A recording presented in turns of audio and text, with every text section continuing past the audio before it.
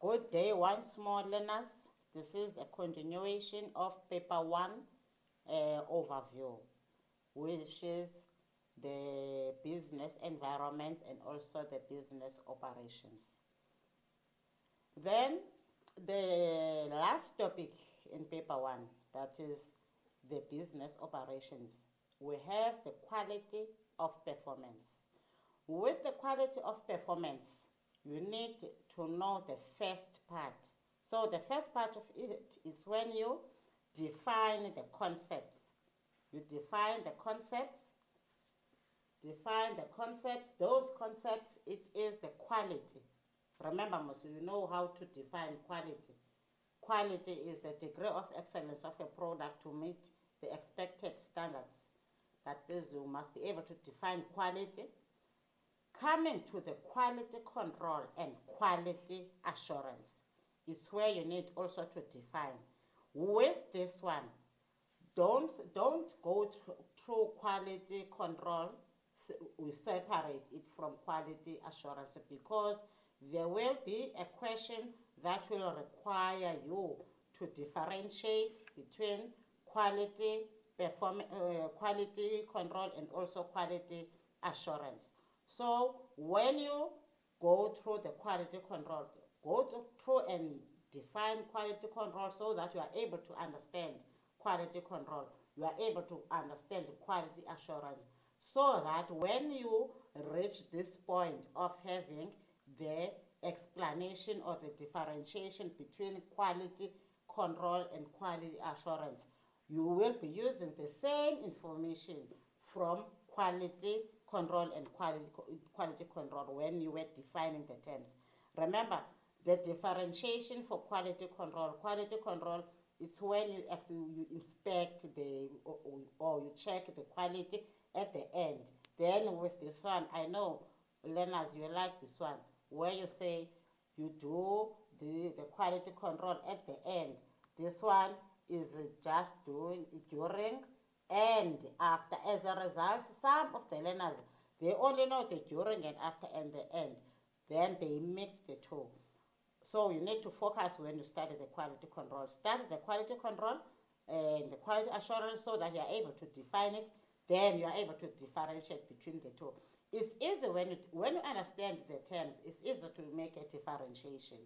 As much as with the quality management and quality performance, also you want to differentiate between the two. Also, you must start by knowing the concept. Define first the concept. What does it mean to quality manage a process or the quality performance? You define the two concepts separately. Then when you get to the stage of differentiation, is then that it will be easy for you to know what is the difference between the quality management and also the quality performance. And you will be able to know it by emphasizing on the definition or also on the explanation of the quality management and also quality performance. And with quality management systems, you also need to define what does it mean to have systems in place. What do businesses do with quality management systems? What are their systems? Are they in place to ensure that they are able to reach their targets or maybe to reach their goal of having quality products? Then another one is to discuss the advantages and or benefits of a good quality management system. Remember, you said we must explain or define quality management system. With quality management system, you must also be able to discuss the advantages. What is it that businesses will benefit by having good quality management systems? It means we are looking at the benefits. What is it that they are going to benefit? Then let's come to the explanation of how quality performance can contribute to the success or failure of each business function. I know my learners, I know you don't like this part. you don't like this, but how quality performance can contribute to the success and or failure of each of the business functions. Remember, we have 8 business functions. I will just name them. We have 8 business functions. You do have the general management function. You do have the administrative function. You all know those management, those functions. You have the financial function. You have the production function. You have the human resource function. You also have the marketing function, the public relations function. This is a content that you are coming with from grade 10, the advantages or benefits of a good quality management system. Remember, with the previous one, we said we must be able to define quality management system. Now you explain the benefits of a good quality management system. So we are looking for the benefits.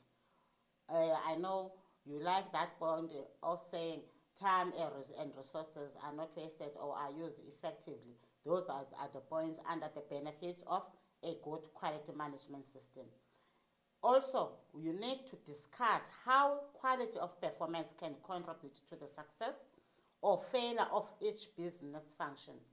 Remember, we have 8 business functions. You must also be able to know the quality indicators, because a quality indicator is when you say a business is performing well in that function. The functions that we have, remember, we have 8 business functions. They start from the general management. When you start from the general management, I think it is the top management. It's the function that comes with the vision and mission of the business. It's the function that is able to set its direction. They are able to set its direction, and with the vision and mission, if it is not clear, it is not a quality indicator. For the vision and mission, for it to be clear, it has to be a clear vision that all the employees, everyone, is able to understand and follow. Then when you move down to another function, let's make an example of the HR. With the HR, it's human resource function, their duty is to hire employees. If they are able maybe to hire skilled employees, it means they are performing.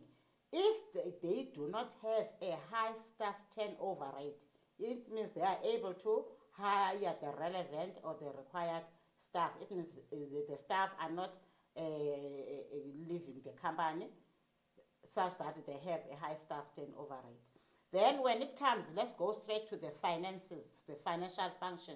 With the financial function, remember, their role is to draw the budget, is to source funds, is to give the budgets to other departments.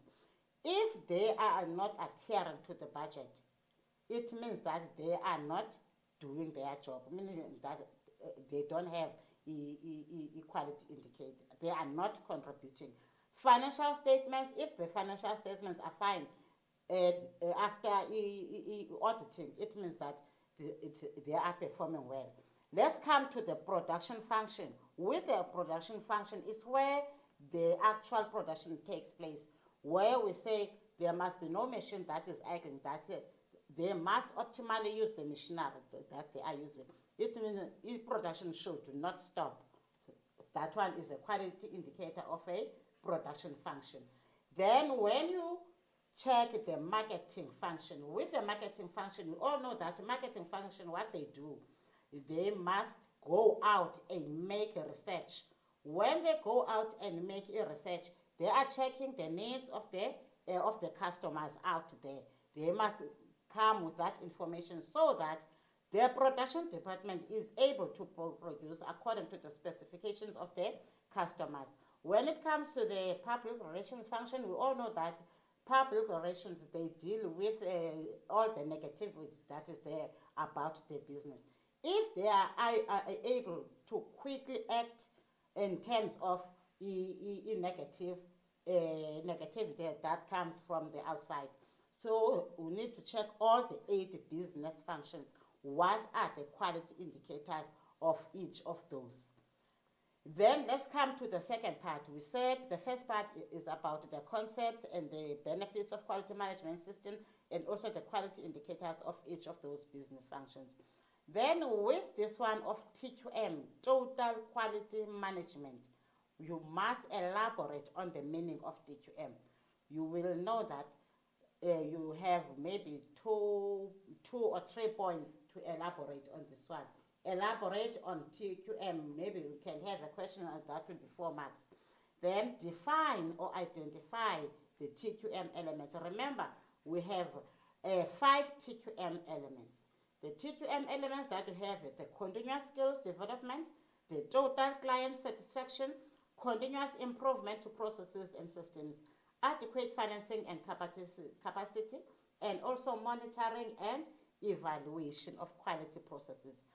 Colleagues or learners, what you know, must know that you must write those TQM elements as they are.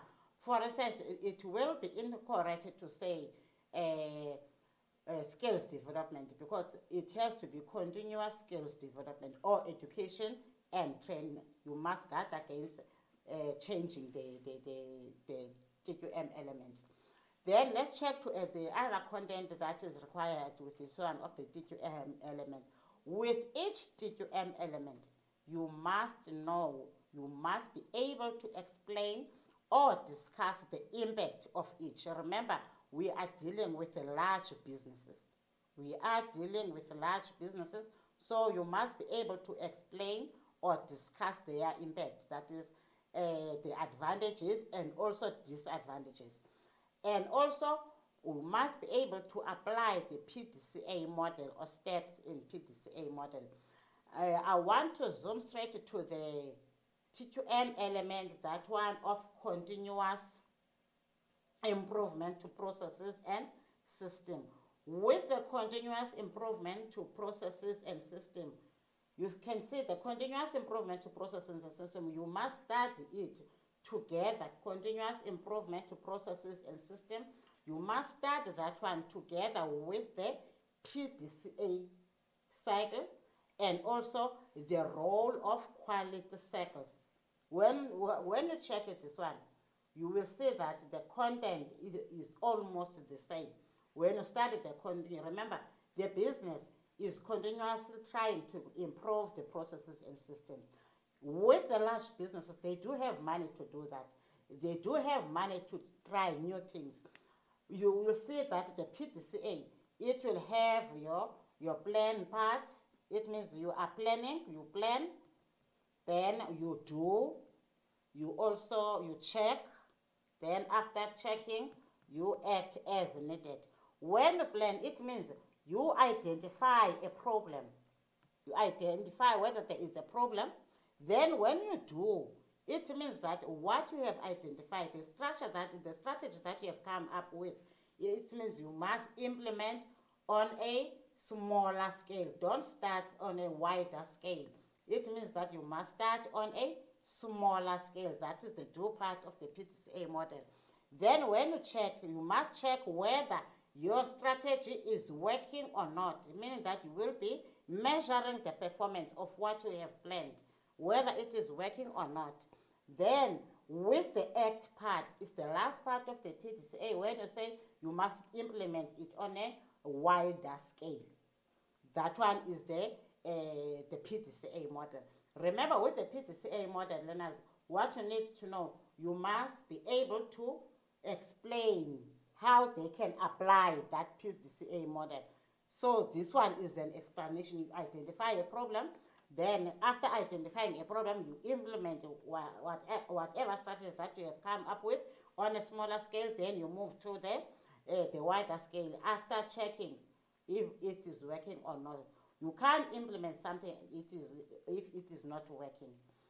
Then let's come to the explanation of the role of quality cycles.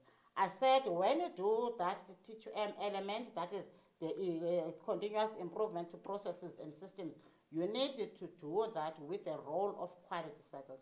Remember, quality cycles, their role is to improve the quality. What they are doing, they are identifying things that are going wrong. then they report, they are investigating problems, then they report it to the management. As you can see that it says explain the importance as part of the improvement to processes and systems. So when you study this one, it means you must study the PDCA model and also the continuous improvement to processes, and systems. So 1, 2, 3, you must study them together. You will see that the information it is almost the same. Explanation of the impact if T2M is poorly implemented. What does it mean? It means that when you do not have your quality management systems in place, it means you will be poorly implementing your T2M. So the impact, it is the advantages and also the disadvantages. You can see, learners, impact is advantages and disadvantages. With this one, the impact, it will be negative. Bear in mind that this one, it will be negative because what impact would it be if T2M is poorly implemented? The fact that there is this word poorly implemented, it means you will be getting the negative part of it. It will be negative. What will go wrong if you poorly implement the T2M systems? For an example, I'll make an example. When T2M is poorly implemented, you will produce goods that do not satisfy the customers. Hence, the customers will be returning the goods because they are not satisfied. Another one is that one of recommending ways in which you can reduce the cost of quality. Remember, quality costs a business a lot of money. It costs a business a lot of money. So with this one, what are the ways of dealing with the reduction of the cost to the quality? For an example, they are using the quality circles. When they are using the quality circles, they are trying to reduce the cost of quality because the quality circles are the ones that will be reporting to the management what went wrong or how things should be done. So you must be able to suggest the ways how this can reduce the cost of quality. Learners, this you always make a confusion with this one. The impact if T2M is poorly implemented is not the same as the ways in which T2M can be reduced. The quality can be, the cost of quality can be reduced. So you need to guard against swapping the content for T2M if poorly implemented and also the one of the ways in which the T2M can reduce the cost of quality. Then going back to the T2M elements, with the continuous improvement to processes and systems, it means that the business is continually improving the processes, is continually improving the skills of their employees. The advantage is that when you train them, they will work effectively, they will contribute to the business. But a disadvantage, some of the employees, when they are trained, they might leave the business. So that is the disadvantage. Total client satisfaction, the big businesses, it's a large business. They do have a customer department where they liaise with the customers, where they are able to address. They have specialists who are able to address complaints from e-customers. Those are the large businesses. Then with the adequate financing and capacity, it's a large business. Adequate financing means that the business, they do have money to start things, to buy something, to have things done. Even if they want to improve the quality, they want to improve their systems, or they want to buy the machinery, if they have adequate financing, it is possible for them to do that one. But a disadvantage might be when they do have money, they have finance and their capacity, they might make a mistake of changing something that is working well because they are competing with other businesses. They might be changing something that might be working well. Then with the monitoring and evaluation of quality processes, monitoring, you monitor. I will start with a disadvantage. It is difficult for a business to reach each and every department to check whether things are going well. That one is a negative part of monitoring and evaluation. The positive part is that you will get the products right the first time because there is continuous monitoring and evaluation of the processes and systems. Then learners, when you are done with all the TQM, it means you must make up your mind which one are you gonna use, are you gonna take, which topic are you gonna take, are you taking the question 2, which is the business environment, are you taking the second one, which is the business operations. Remember, there are topics for business environments and there are topics for quality of performance. Then with quality of performance and also the human resource functions, it will be the question 2, question 3, sorry, it will be question 3 and also question 4. And the last question, it will be coming, it means an essay will be either coming from quality of performance or the human resources. So it's easy with paper 1 because you only have 2 topics. If it means if you thoroughly prepare your quality of performance and also thoroughly prepare your human resource, you will be able to answer an essay type question for business operations. Then for business environments, you remember you have 8 legislation, you have business strategies, you have business sectors. Then we must check which one I will be choosing when I write the paper. Otherwise, with the paper, we don't have a lot of content, but guard against writing in short sentences and also swapping the content, especially with this one of the quality cycles. Tabulate when you do this one. You must tabulate. What do I mean by tabulating? When you tabulate, it means you tabulate the DQM elements. Let's take the DQM elements. Tabulate them. If you take the client satisfaction, what are the advantages? You just write 2 advantages. Then what are the disadvantages? You write the 2 disadvantages maybe. Then you move to the next one, adequate financing and capacity. Then with this one also you write 2 advantages and 2 disadvantages. You continue until you reach the last one. The other one is continuous improvement to processes and systems. So you write 2, so that you are able to see which one goes to which one. Because usually learners, the mistake that you do, you always confuse. You put facts for customer satisfaction under adequate finance and capacity. Then remember, when you do the last one, that one of the PDCA model and the role of the quality cycles, you must study those together with those one. Same content is appearing in that one. So I think you will be going through the lesson, the content for paper 1, then you make a decision. Please make the right choice when you revise. Make the right choice. Which topic are you answering? You must have an aerial view of all your topics. What you need, what you expect to come in the paper, what you expect from each of the topic. By checking your examination guideline, it's clear the questions are coming, they are in line with the examination guideline. So use your examination guideline to check which content is covered under each of those topics. Then let me say good luck for the paper. I hope you will be well knowledgeable and conversant with your content. Be calm and good luck for your examination.